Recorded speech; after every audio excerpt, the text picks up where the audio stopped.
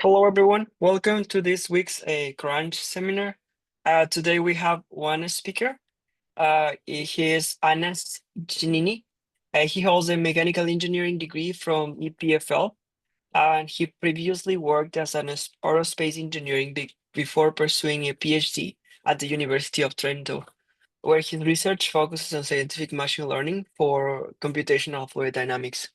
Anas, thank you so much for joining us today. And with this short introduction, you can start whenever you're ready. Uh, Thank you for the introduction, and thank you for giving me the opportunity to talk at this seminar. Uh, I'm very happy to be here today to present our work on Gauss-Newton natural gradient descent for physics-informed computational fluid dynamic. So in our talk today, I'm going to first introduce, uh, sorry, our optimizer that we developed for pins and for which we managed to achieve very high accuracies for forward and inverse mode physics-informed neural networks, specifically for the Navier-Stokes equation. And in the second part of our talk, I'm going to show ways that we have found to extend our optimizer to scale to networks with hundreds of thousands of parameters. So first, let's start by discussing some of the challenges that we can face when optimizing pins. So as you know, pins can be challenging to optimize, and usually what we use is first order optimizers like Adam or stochastic gradient descent or quasi-Newton's optimizer like LBFGS. And challenges that we can face can include long training times and slow convergence. And errors below 10 to the minus 4 are difficult to achieve with first order optimizers, although in the past couple of years, there are a lot of works that aim to address this, including our own work and works that your group proposed. So to be more specific about the challenges, uh, some of the challenges that we can face are ill conditioning that that that can slow down the rate of convergence due to a high condition number of the differential operator. Uh, Among others, we have spectral bias that, when analyzed under neural tangent kernel perspective, can be explained by a rapid decay of the eigenvalue of the neural tangent kernels. And this is difficult. The difficulties of optimizing pins uh, are specifically more pronounced for nonlinear PDEs because if you analyze under the NTK framework, this nonlinear PDE NTK becomes dynamic, and there are Hessian terms that do not vanish, and making the inclusion of second order information crucial for optimization. So what we propose for this talk actually is to abandon first order optimization and instead look for optimizer that exploit the geometry that is induced by the PDE operators. So what you would generally have, you would have a pin optimization problem. What we propose is to actually formulate the problem in infinite dimensional space. Often this results in a minimizing functional on a Hilbert space. And then in function space, we decide for an iterative algorithm that is appropriate for the minimization of in function space. And as a third step, we discretize, sorry, I'll move this. As a third step, we discretize by projecting the update direction on the tangent space of the neural network contacts.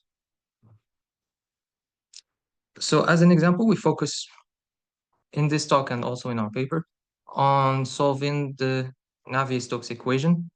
For simplicity here, I focused on steady Navier-Stokes equation with the Dirichlet boundary conditions. And we can reformulate for this, for instance, as an energy minimization problem. For simplicity here, we assume that the ansatz 2 has exact divergence condition and exact boundary conditions, but we can easily include it in the minimization term. So for now, we ignore the neural network ansatz and we stay in function space. So given this functional, actually this energy function, we can introduce this residual, which is what is inside this L2 norm. And what we have is actually a nonlinear least square problem. And a natural choice for this to minimize in function space is actually to select Gauss-Newton method in function space that looks like this. Takes this form, which is here, this is the Cauchy derivative of the residual. Uh, and this is the adjoint multiplied by this other, by its Cauchy derivative, and this is the Cauchy derivative of the energy. And what we must do now is actually to evaluate this residual and linearize it for the Navier-Stokes equation.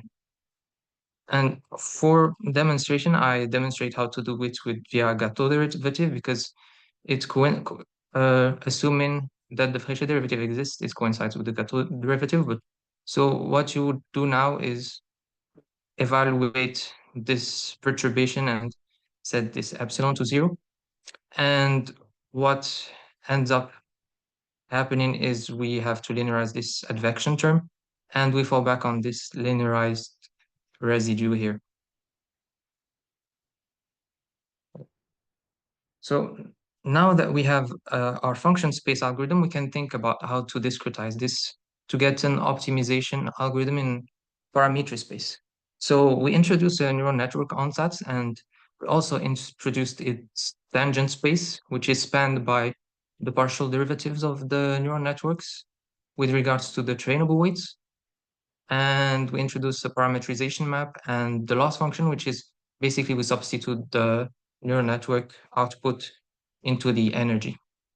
So our goal here is to find an optimization algorithm in parameter space where we get an update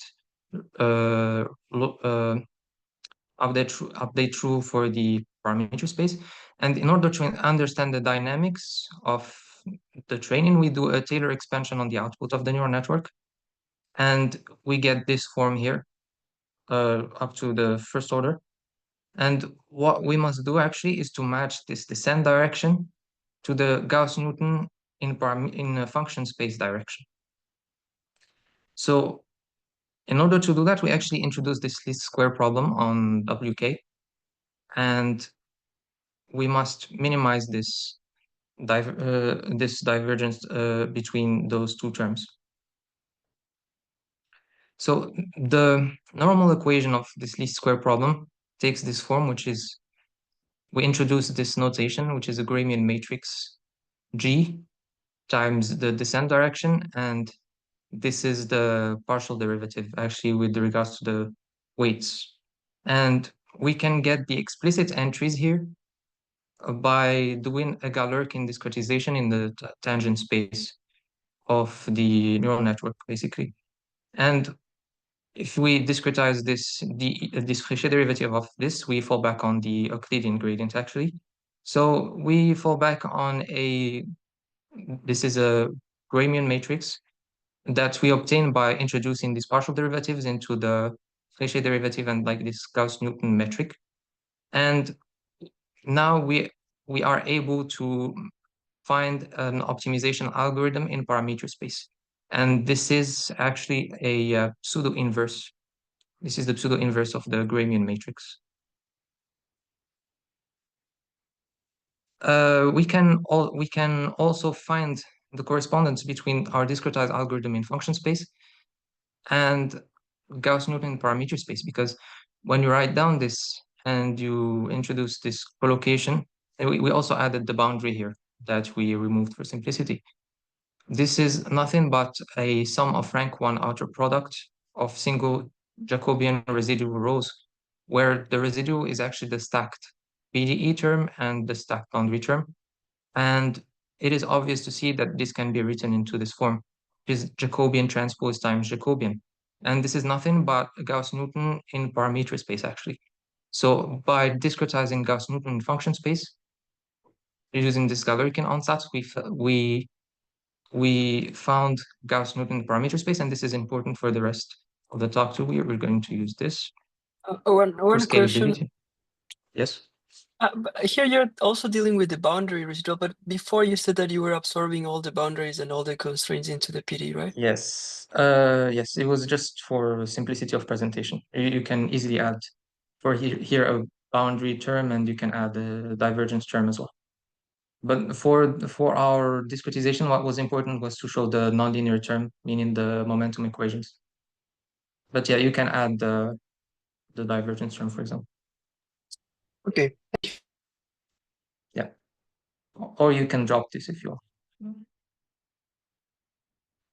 Um, sorry. So moving on, now that we have proved this correspondence, Anas, can you go back? yes, I confused with the notation. So R of theta is what? R of theta is actually the stacked residual that has the PDE, the Okay, PDE oh, you just residual, define it there. and Okay, yeah. yeah, and the boundary residual, Okay, and fine. Yeah, okay. yeah, okay. So one of the problems actually with the Gramian matrix, if we try to form it in a dense way, is that it has cubic complexity to form and invert. And in order to store it in the memory, it has a square complexity where n is the number of parameters of the neural network. So it doesn't scale very well. So one way that we find that allows us to scale this process is actually to use what we call the Pearl motor trick, where we can compute the action of the Gramian on a vector v by we combine forward mode automatic differentiation. We get this action of this Jacobian on a vector v, and then what we get here from the w, we do the backward mode automatic differentiation. So what we end up having a way of getting the action of the Gramian with linear overhead compared to gradient evaluation. And now that we have this, we can use iterative solvers such as the conjugate gradient to solve this normal equation without ever forming the full matrix. And we add the damping term because this matrix can be singular actually. I will get back to later in this talk on ways to accelerate this solve. So here For now, here lambda, you have yeah. to take lambda to 0 to get back what you want, right? And you do it Yeah, we pick a lambda that is very small actually, and decrease it during the training. right. Yeah. Right. Because this G is usually singular.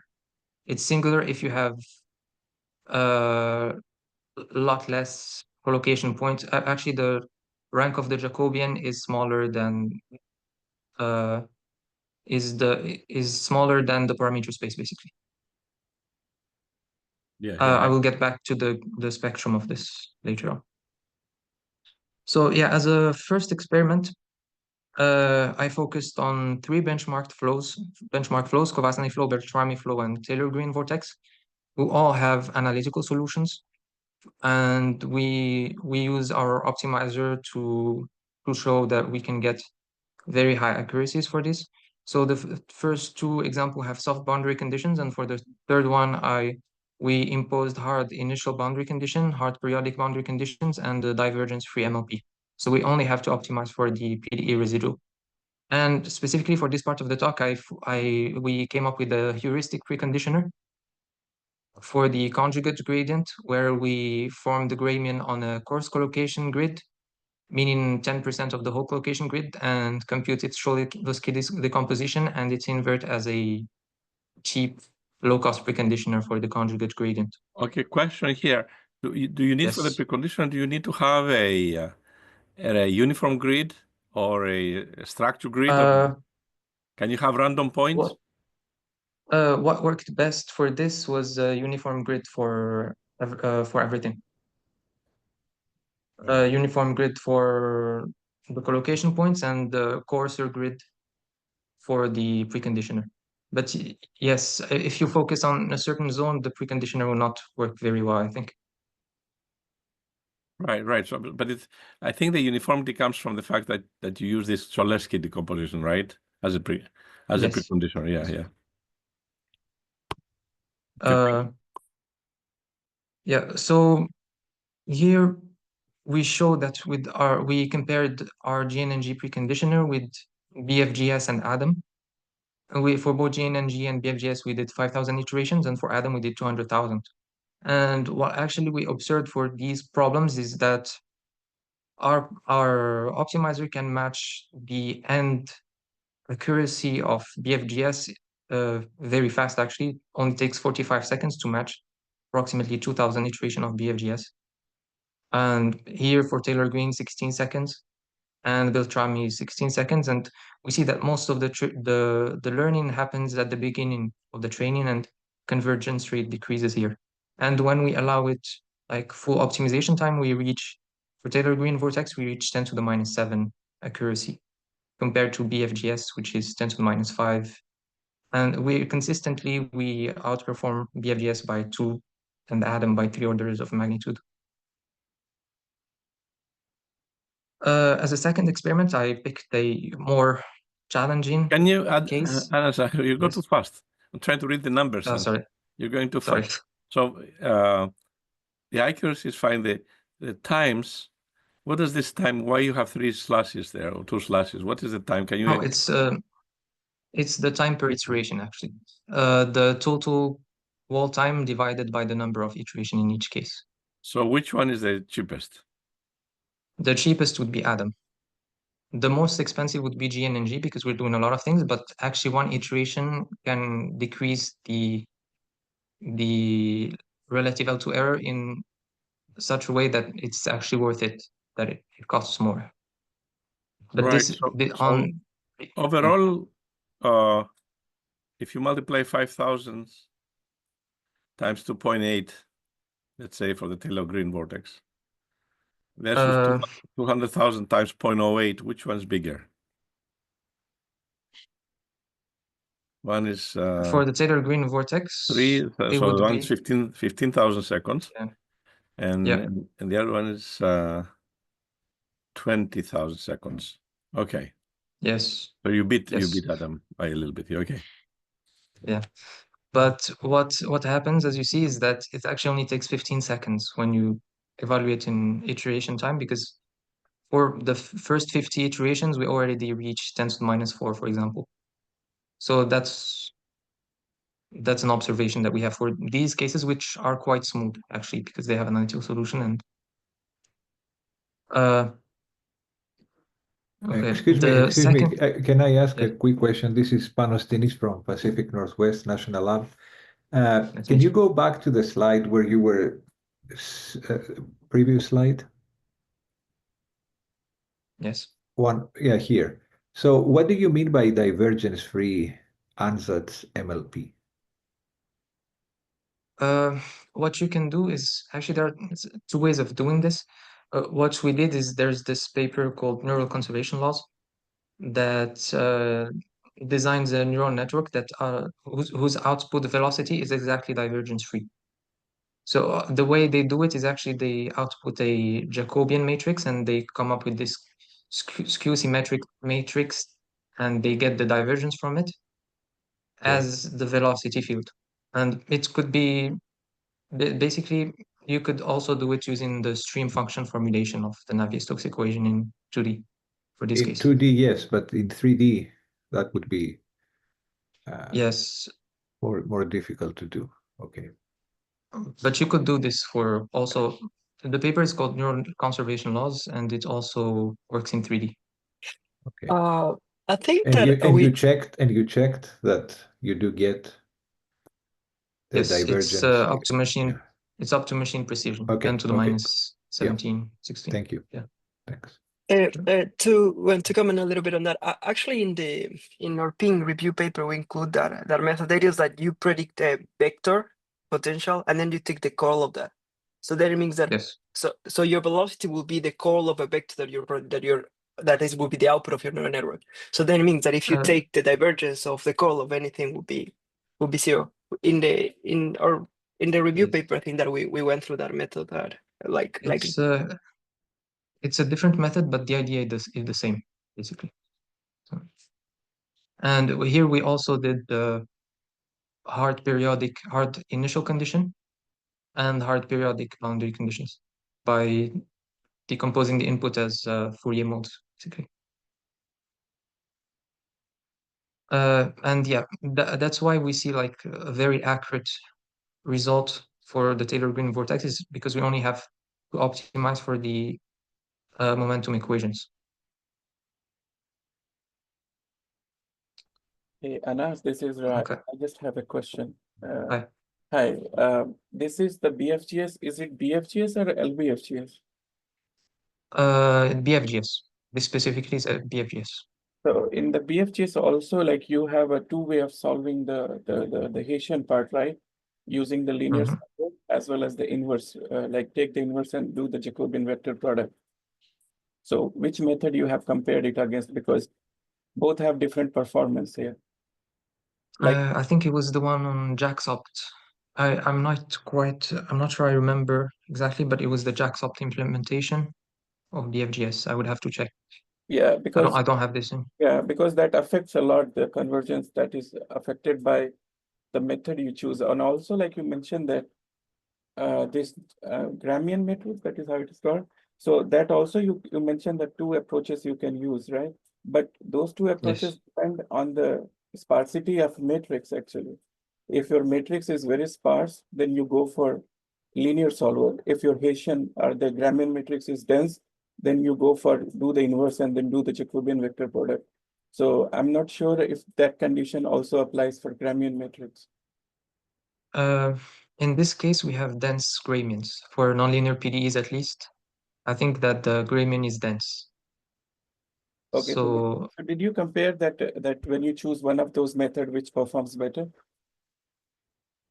One of the which methods? That's matrix free as well as the Jacobian vector product approach you mentioned. No, the matrix free is the Jacobian vector products, actually. This is it. Okay. The other method would be to form the full gramian in a dense way and to solve it, which is more expensive, but it's more accurate. Yes. If you have a very small network and the small number of collocation points, it would be the best way. It would be the ideal way of solving this.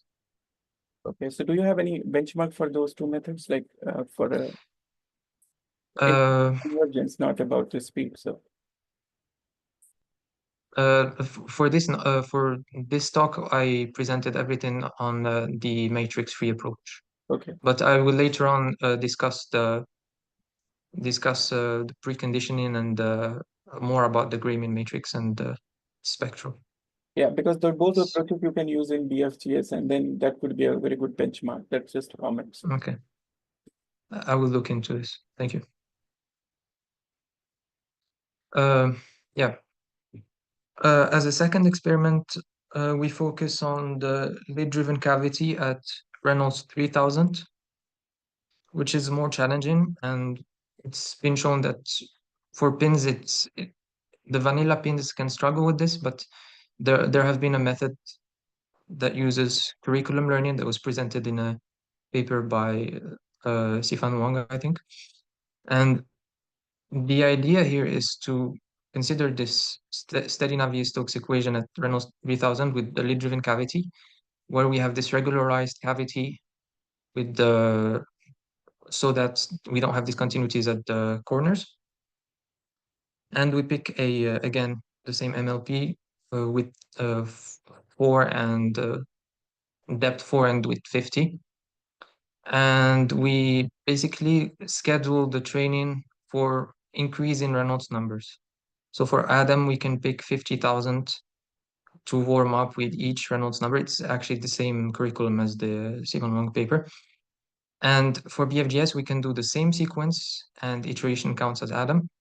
And for our case, actually, we only do 2,000 iterations and we warm up with this same sequence for 50 iteration each.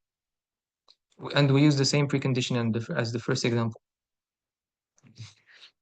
And actually for this, for our optimizer, we only need to warm up for 50 iterations to reach the end accuracy of 10 to the minus 3.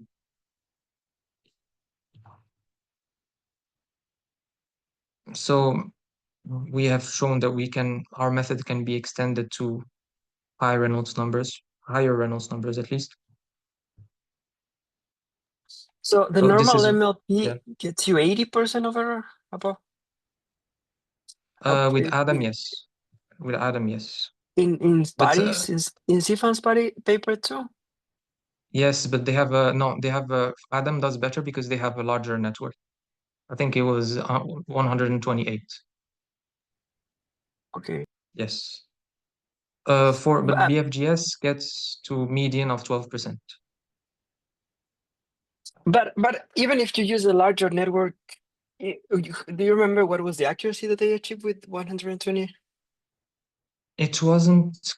I think it was better than this, but I don't have the exact figure around. But it was I remember it was a larger network.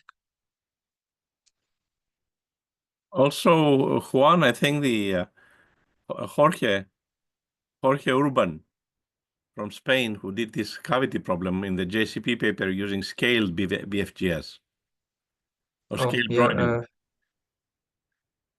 You know that paper, Anas, right? Yeah, I know the paper.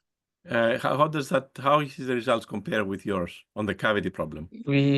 I haven't found an implementation yet, actually, but you mean from the paper? I don't recall actually. Because Juan was the one who asked him to add the cavity flow. I was handling the paper. Yeah, he did a pretty good job. I think that he said that he even, I'm not sure, but he said that he had to go through like a really high order method because with this scaled Broyden that he was using, he kind of like needed like a really high order method to be able to compare with some type of numerical simulation. But Juan, you have the paper. Maybe you can look it up so we can report it later when Anas finishes. Sure. Yeah. Let me just say that you can get an order of magnitude better by doing multi-fidelity. Oh, And, yeah. and actually, you also did that, yeah. And actually for Reynolds number 5,000, not just 3,000. Yeah. Okay. Yeah. Okay. Yeah. But yeah, we compared the three optimizers in similar settings, and we showed that we get to 10 to the minus 3, which, to the best of our knowledge, at the moment we submitted the paper, I think it was state of the art for this problem specifically. But I've seen that there are quite a few papers that came in recently, so we can compare later on. So yeah, this is what the solution looks like actually with the absolute error. We have a little bit of error concentrated on the corners, but we can reconstruct the flow pretty accurately. So for the third experiment, we focused on the inverse source recovery problem. The same first three problems, Covasnay flow, Beltrami, and Taylor-Green. And this time we are trying using 89 labeled data points for the three problems to recover the right-hand side of the Navier-Stokes equation, which is the source term. In this case, it's 0, with the set time budgets. And we find that GNNG was quite accurate again in this. We reach 10 to the minus 6 for the Taylor-Green vortex. And we improve a bit on BFGS for these cases. This was just to show that our framework was extendable to solve inverse problems. So for the fourth experiment as well, I wanted to show that we could extend this to the Alenkine equation. So we have to redo this process. We focused on an Alenkine equation with periodic solution and periodic derivatives on -1, 1, with diffusivity 10 to the minus 4. So upon linearization, we get this following Gramian form, where we only have to linearize this nonlinear term here, which is and we tested this on a very coarse grid, actually, 900 interior points and 40 initial conditions, and an MLP of 4 times 50 with periodic embeddings. And we gave a 2,000 second training budget. And for this specifically, we did not use the matrix-free approach, but we used a dense SVD-based solve where we formed the whole Gramian, and we solved it using a JAX Jack's Lienag least squares, I think. And for this specifically, the Adam and the LBFGS did not, it was BFGS actually, that's my mistake, did not manage to reconstruct the flow. I think this is due to the grid being very coarse, but our optimizer managed to get accuracies up to 10 to the minus 3 here. Yes. Again, this is, I mean, you get really good performance, but an MLP can actually solve this if you train it for long enough, like vanilla PINN. The only thing that you have to take into consideration is like assigning proper weights to the initial conditions, and then if you are patient enough, then you will converge. So probably larger than the training budget I assigned then. Yeah. Right. But I think that you get really good performance, but I feel like it would be a bit fair if you try to compare with. I mean, you can show that you beat them, but in their best play, right? Yeah. Because you're fine tuning your optimizer and your model to do well for your setting. So. All right. But in this case, even when we use a curriculum learning and we use a larger grid, I think that with GNG and NG, I got to 10 to the minus 6, almost 10 to the minus 7. But yeah. Yeah, that For one this would case, be I just want. interesting.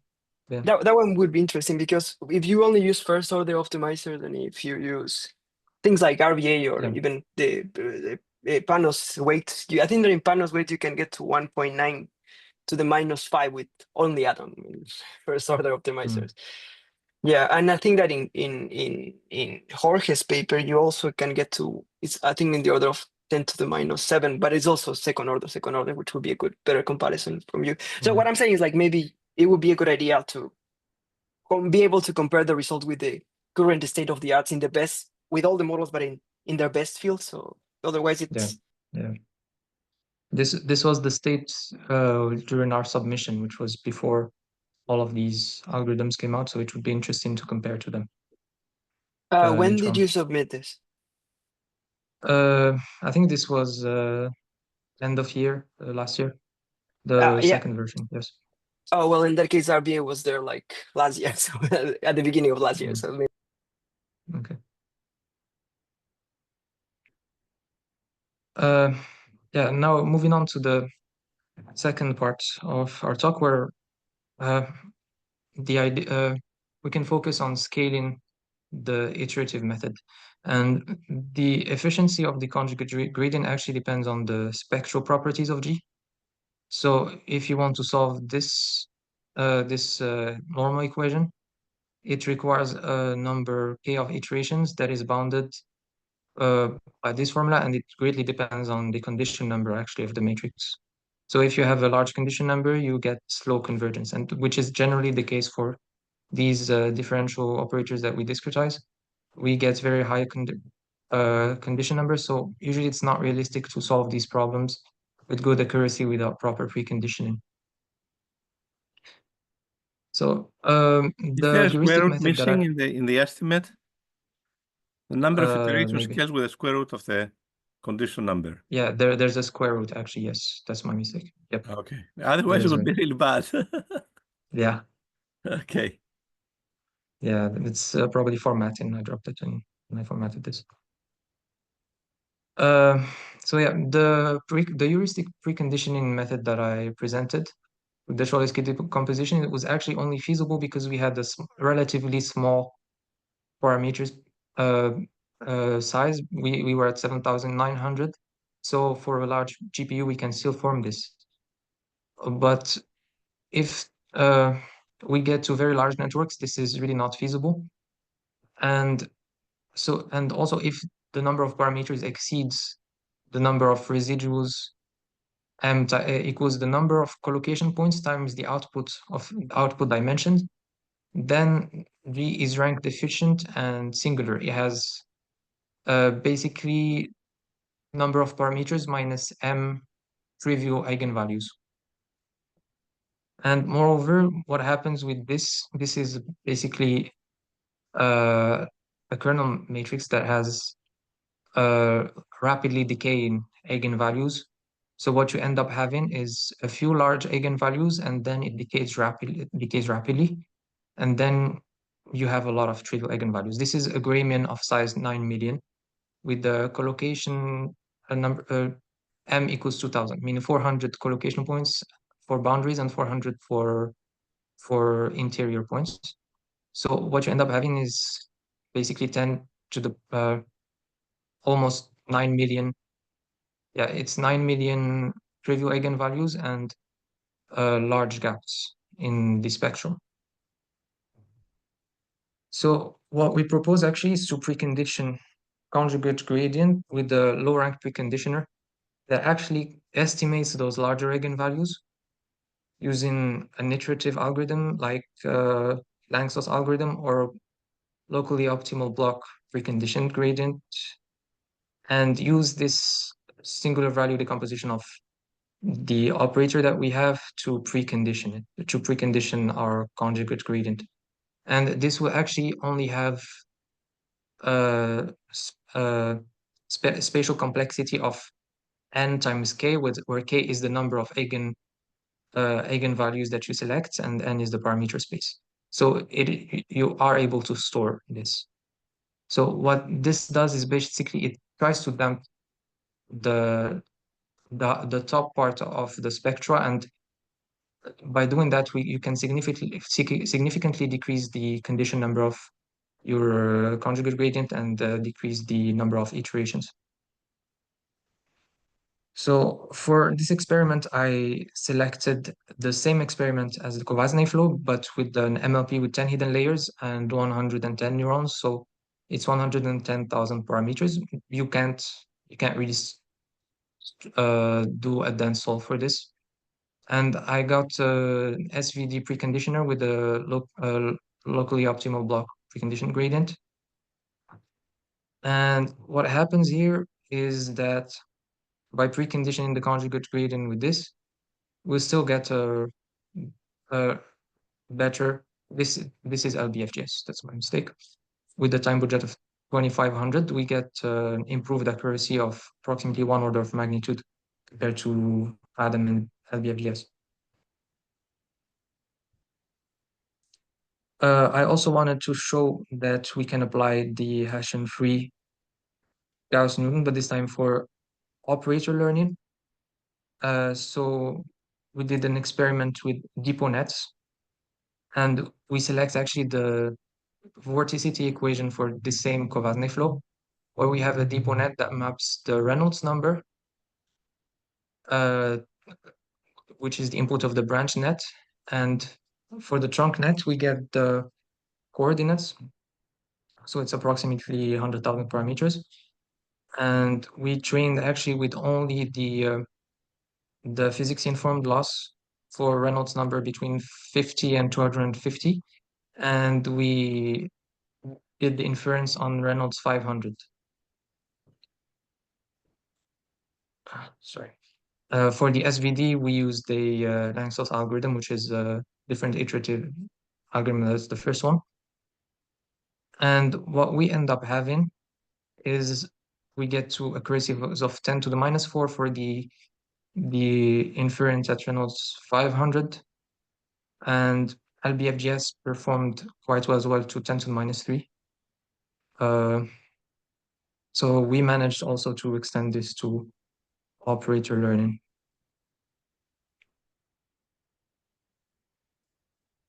Are there any questions on the experiment? So I have a last note actually to make on the difference between our work and energy natural gradients. So the work with energy natural gradients that was also developed by one of the co-authors of this paper, Marius, I don't know if he's here, but what energy natural gradients actually managed to achieve very high accuracies for linear PDEs. And the main difference between our works is that energy natural gradients discretize actually Newton method in function space, whereas Gauss-Newton discretizes Gauss-Newton in function space. And what happens when we discretize these is that we fall back on the Gramian of this form. And the ENGD actually has a an additional term here that causes this matrix to lose its positive semi-definite property. So we are not guaranteed to get a descent direction when using this for nonlinear PDEs. For linear PDEs, actually, they coincide and they both correspond to Gauss-Newton in parameter space. This is not the case for ENGD. And what we find also is that ENGD does not manage to fails as a standalone optimizer for the Navier-Stokes equation. So here we plotted, actually for the Covazner flow, we plot the descent direction, and we also plot the ideal descent direction, which is the current iterate minus the analytical solution. And what you see happens at the beginning of the training is that Gauss-Newton exactly matches the ideal descent direction, whereas the gradient descent does not manage to do that.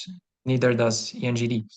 But if you use another optimizer to start your training, and then at iteration 70, you compute the ideal direction of descent for ENGD, you actually match the ideal direction of descent.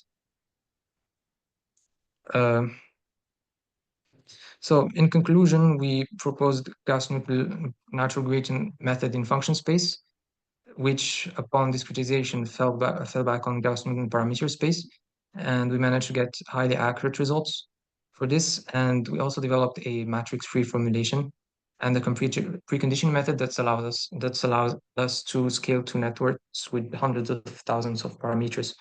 For future works, we will focus on scaling the preconditioning approaches we develop and combine these approaches with domain decomposition methods such as multi-level domain decomposition or finite basis domain decomposition to use as a standalone solver for computational fluid dynamics.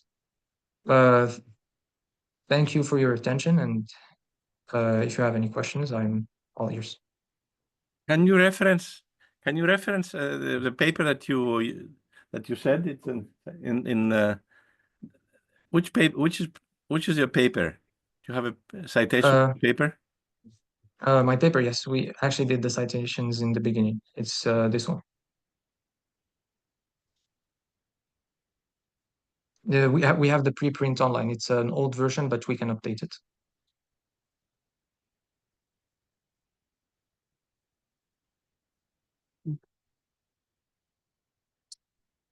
Great, thank you, Anna. Do we have any other questions from the audience? Yes, actually, I would have one. Please, Just turning on my camera just a second. Yeah, hi, this is Sasha, postdoc at Brown. Thanks, great talk. I have a question. So to my understanding, what you're proposing is the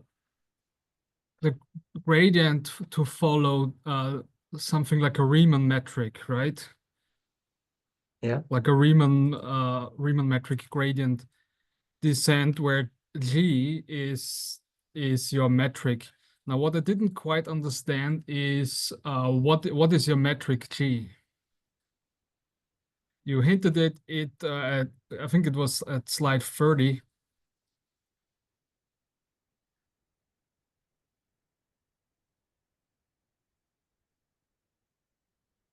Here? Oh yeah. Oh, so yeah, I see now this is your you put it in contrast to some other work.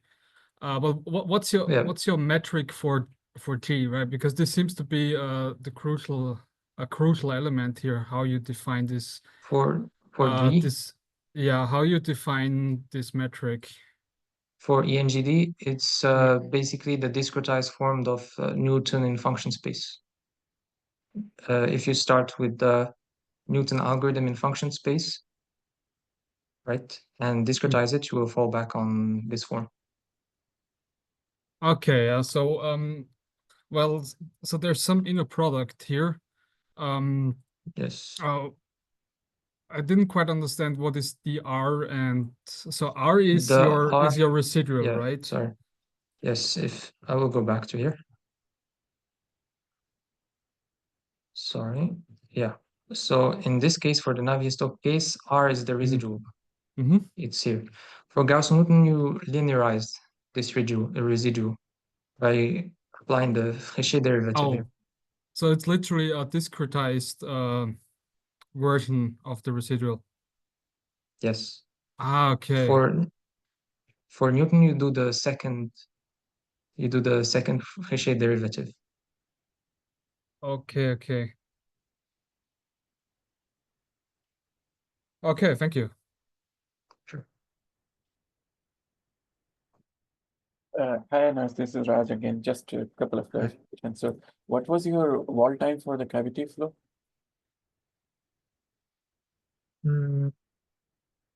I don't recall. It was 10.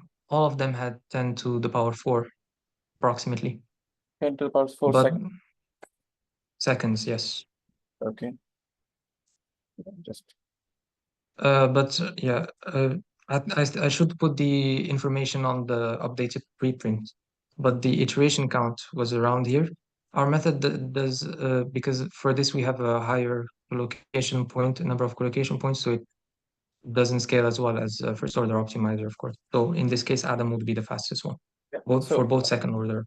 Yeah, on that, like 10 per 4 second, including all the graduate, like you are doing the curriculum learning, right?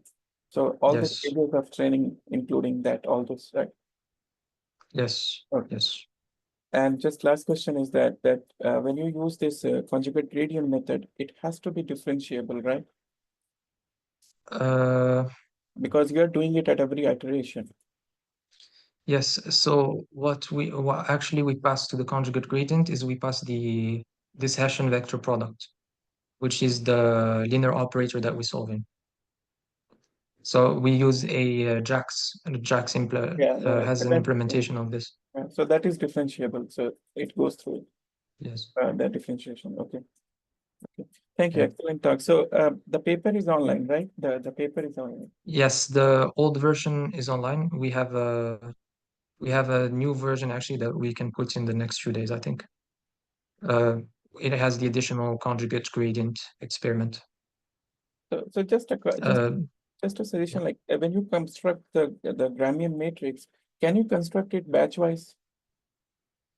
Yes, that's the idea that that's the idea here, because if when you do DAX, you end up parallelizing using VMAP. Yeah, that's why I was thinking, like because you have to pay that is very quite big matrix, that 9 million which you showed.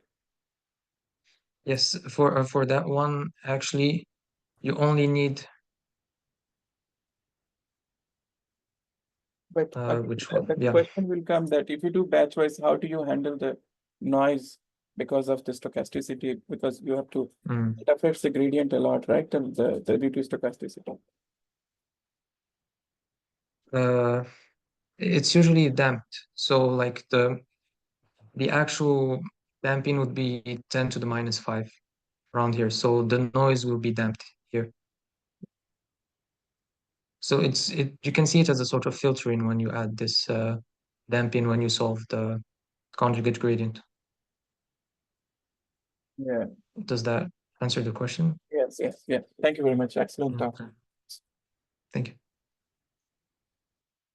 Thank you. Do we have any other questions?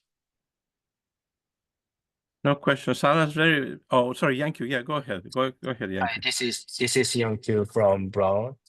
So I have just a quick question. Just is your method can be efficient at when you train the Dvorak kind of things, because Dvorak has inner product structure. So if you use LBFGS or BFGS, then it makes some kind of bottleneck when you compute the Hessian. But since you use the Gauss-Newton type gradient method, so you don't have to compute the Hessian. So maybe have you ever tried? Yes, that's what we do. That's what we do here. We use a matrix-free approach, and we basically use JAX. So it's actually handled when you JIT compile. It handles the parallelization for you. Is that your question? I mean, if you use this LBFGS or BFGS type to train the Dvorak kind of networks, the network containing the inner product, then the standard BFGS or LBFGS are slow. and stocked some local minimum, bad local minimum. Oh, that is possible. That would be, you mean, from a non-convexity of the loss landscape? Yes, yes. Yeah, to be honest, this depot net experiment that we have is with the Gauss-Newton flow, which is quite smooth. So in general, for operator learning, you usually use data which serve as regularizers, so it helps a lot. If you have a more turbulent flow, I think that it will be harder to optimize without data for this case. I see. And I have a extra question. Have you ever used line search for the BFGS or BFGS or your method? For our method, we actually, yes, I forgot to mention it, but yes, we use line search. Actually, when we get the optimal direction of descent, we use a line search to find the optimal learning rate. And how about the BFGS and LBFGS? We use the Jacobs implementation. I think they have like the Wolf line search Yes. implemented. I don't recall exactly the details, but oh, then your comparison result is based on the line search. I mean, yes, LBFGS and BFGS also use line search. yes. Oh, okay. Yeah. Thank you so much. Great talk. Anas, I just want to tell you that I was the one who introduced the Gauss-Newton flow in 1991 to do experiments on time splitting methods, high-order splitting methods, by a paper by Gauss-Newton. I was looking because I was working on wake flows in Gauss-Newton. But actually, can you make the slides, because you see lots of people are interested in this in my group. Can you make the slides available after you update your archive paper? Yeah, of course. Okay, maybe Juan will reach out to you to.